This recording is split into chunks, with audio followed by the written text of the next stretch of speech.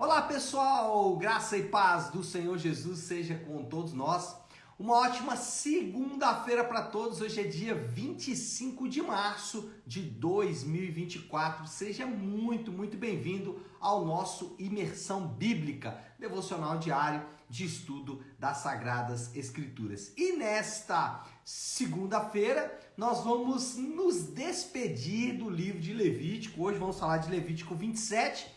E aproveitar, quero dar um recado aqui que nós estamos também nos despedindo aqui do Instagram, tá? Vou explicar a partir de segunda-feira que vem, dia 1º de abril, e não é dia da mentira, tá?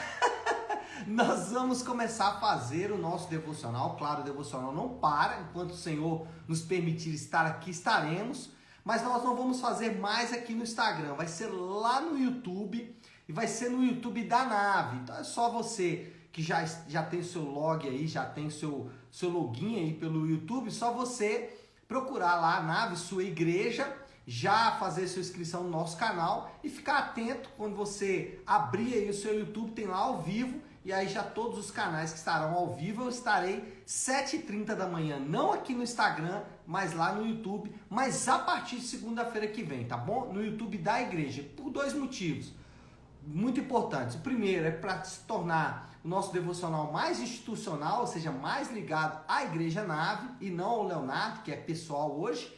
E o segundo motivo é que vai me dar mais tempo para estudar a Palavra de Deus. Hoje eu gasto aí em torno de 1 hora para fazer aqui as edições de vídeo e tudo mais. E lá não, vai ficar publicado e do jeito que estiver publicado vai ser compartilhado pelas pessoas, tá bom?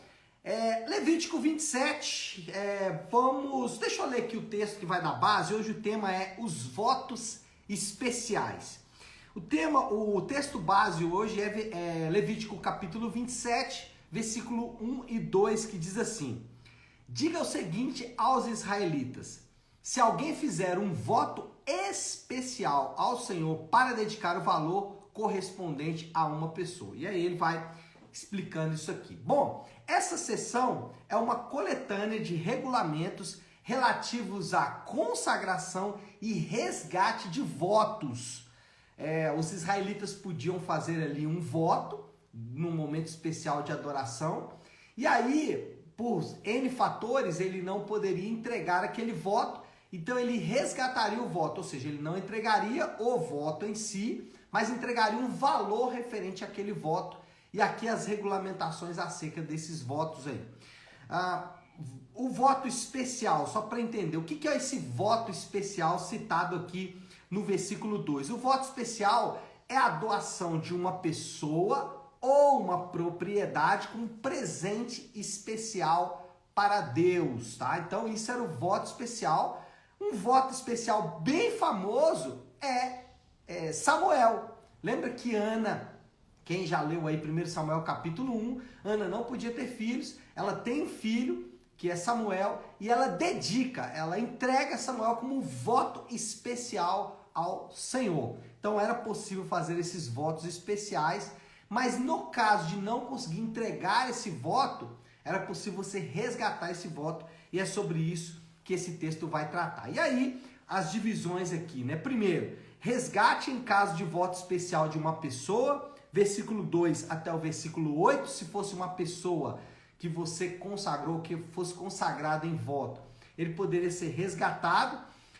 Voto de um animal aceitável, versículo 9 até o 13, lembra que tinha os animais aceitáveis e não aceitáveis, puros e impuros, então aqui era em caso de um animal aceitável. Consagração da casa em voto, né, caso essa consagração fosse de uma casa. Aí versículo 14 e 15, consagração de terras da família, versículo 16 a 21, depois terras que tinham sido compradas, lembra que havia ali a possibilidade de se comprar terras, ainda que as terras seriam ali distribuídas pelas tribos, mas era possível comprar terra, só que essa terra deveria voltar ao dono, né? Lembra do ano do jubileu? Falamos aqui nos capítulos anteriores, deixa eu até ver aqui qual o capítulo que a gente falou sobre o ano do jubileu. Capítulo 25, o ano do jubileu era a cada 50 anos. Todas as propriedades que tinham sido compradas, até mesmo em alguns casos extremos, eles deveriam ser devolvidos no ano do jubileu. Então tem aqui também o caso de votos para terras compradas. Regulamentos gerais acerca das ofertas, aí ele vai aqui no versículo 26 ao 29, tratar de várias outras possibilidades aqui bem mais simples, né, como animal impuro, por exemplo. Falei do animal aceitável, aqui é no caso do animal impuro, o que fazer nesse caso.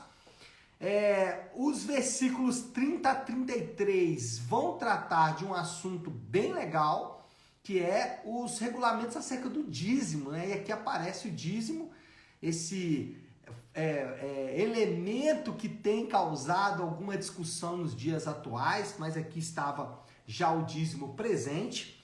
E depois uma recomendação final, pode ser até tratado aqui como um resumo final definitivo do livro de Levítico, que é o versículo 34, que diz assim: são estes os mandamentos que o Senhor ordenou a Moisés no Monte Sinai para os israelitas. Lembrando que Levítico foi escrito aqui num curtíssimo período de tempo, alguns vão dizer até no período aí de 40 dias talvez, bem curto mesmo, a escrita aqui de Levítico, e essa escrita, ou esse versículo aqui, resume bem essa escrita, são esses os mandamentos que o Senhor ordenou a Moisés no Monte Sinai para os israelitas. Aplicações concernentes ao texto. O que a gente pode aqui aplicar sobre tudo isso que lemos aqui acerca de votos especiais, resgate de votos especiais? Basicamente, o texto vai tratar em casos de não possibilidade de entrega do voto, tá? Então, a ideia aqui é como resgatar um voto feito, ou seja, eu fiz um voto, como voltar atrás nesse voto, e aí a ideia aqui basicamente do texto era que isso fosse pago, uma espécie de punição, por assim dizer, né? Imposto pago ali em caso de não ser cumprido aquele voto. Aplicações aqui acerca desse texto. Bom, primeiro, gente, a importância que a Bíblia oferece acerca de contribuições e dízimo.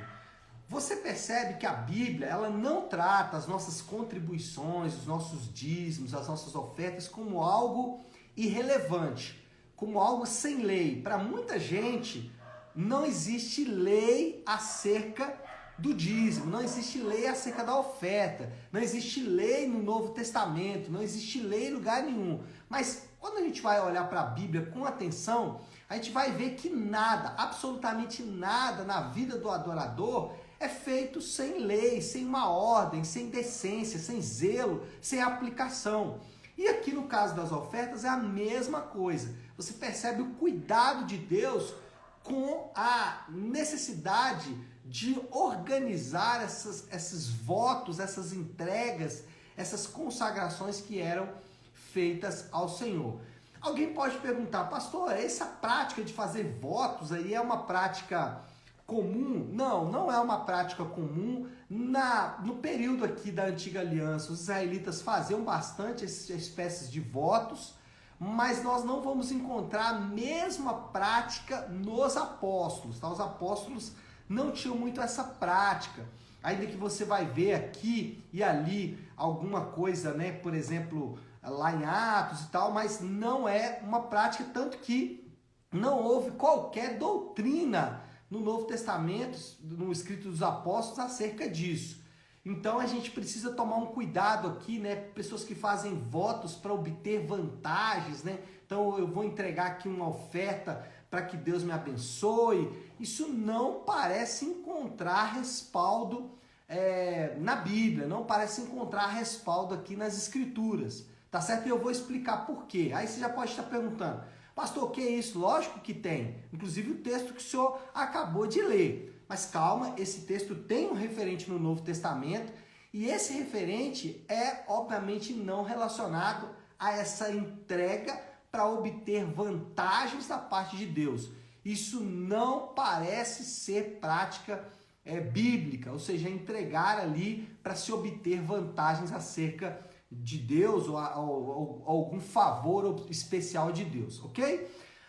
Outra aplicação aqui é sobre a prática do dízimo. Você vê aqui que tem uma regulamentação, versículo 30 até o 33, Essa regulamentação, e aqui é importante para tirar uma dúvida de alguns irmãos, porque alguns irmãos vão dizer, não, o dízimo é uma prática da lei ou da antiga aliança.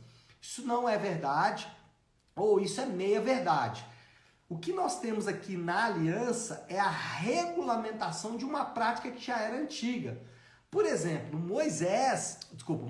Abraão, ele entregou o dízimo a Melquisedeque, lá em Gênesis. Então, já nos patriarcas, a gente encontra essa prática da entrega do dízimo para uma espécie ali de sacerdote, que era Melquisedeque.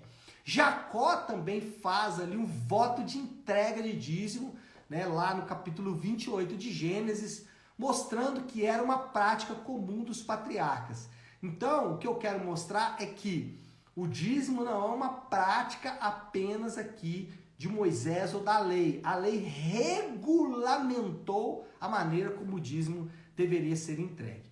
E agora eu volto aqui para o assunto do voto. Pastor, então, eu posso não fazer voto? Não é uma prática comum, não é uma prática comum dos apóstolos. A gente não vê os apóstolos tentando essas negociatas aí com Deus, que é muito comum, inclusive em alguns meios cristãos, né?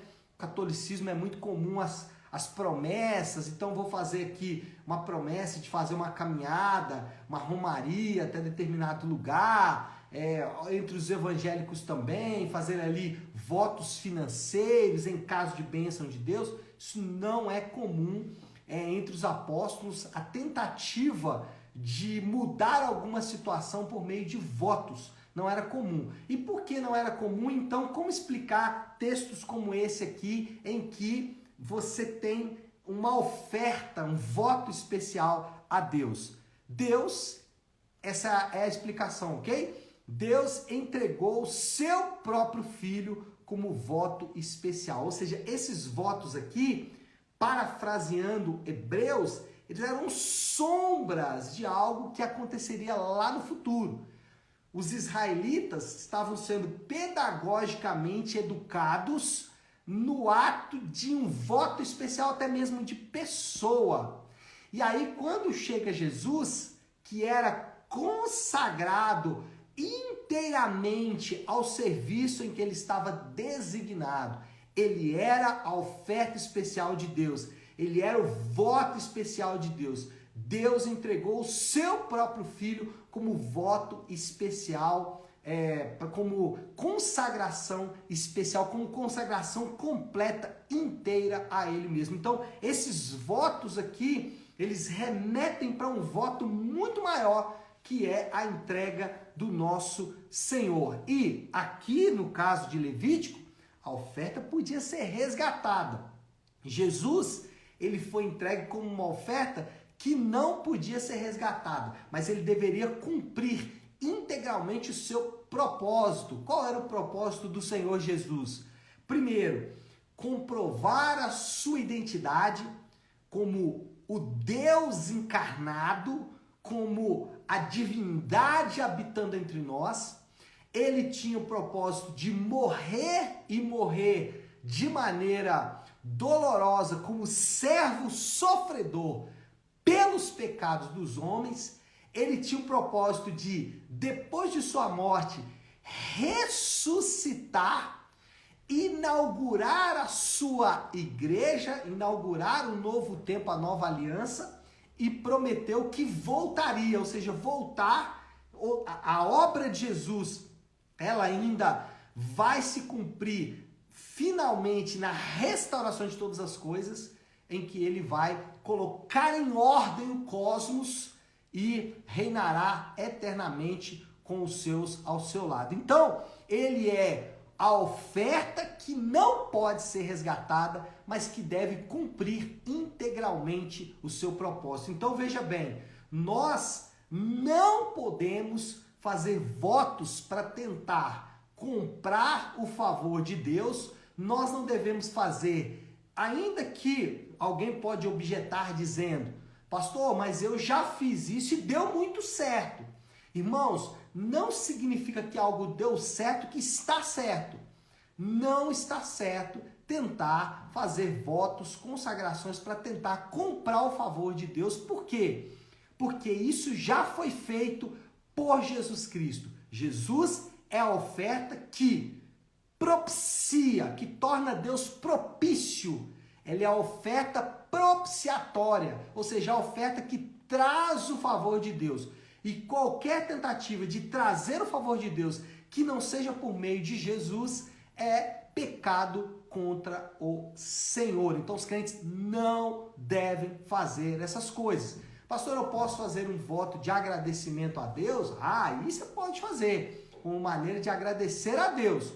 Mas para obter o favor de Deus, basta Jesus Cristo. Nossa, pastor, então, vamos lá, eu estou aqui com alguém da minha família internado, alguém da minha família aqui que está doente, que está enfermo. Eu não posso fazer aqui um voto, falar, Deus, cura a minha pessoa, cura essa pessoa, e eu vou depois fazer aqui uma oferta especial ao Senhor. Eu não posso fazer isso. Não pode, não deve fazer isso. Por quê? Porque você já tem essa oferta. Você pode falar com Deus, Deus cure aqui essa pessoa, mas não oferecendo outra oferta ao Senhor que não seja o próprio Senhor Jesus. Pai, faz isso em nome de Jesus. Faz isso por causa do sacrifício de Jesus. Isso é orar em nome de Jesus. Faz isso, Senhor Deus, por causa do sacrifício de Jesus. Ele é a oferta, a propiciação. Então, fazer essas tentativas é macular o sacrifício de Cristo. E a última aplicação aqui, diante de tudo isso que eu acabei de dizer. Como não se entregar totalmente a alguém que se entregou completamente por nós? Ele é a oferta. Entregue completamente por nós. Como não se entregar também completamente a Ele? É muito comum, não talvez ouvir, mas na prática vermos pessoas que se entregam a Deus menos o seu dinheiro. Ele até se entrega a Deus, mas aí ser dizimista, ser ofertante, aí já é demais. Eu até entrego, mas todo esse dinheiro, todo mês, sempre, ou fazer aqui a minha oferta todo mês, toda semana, aí já é demais.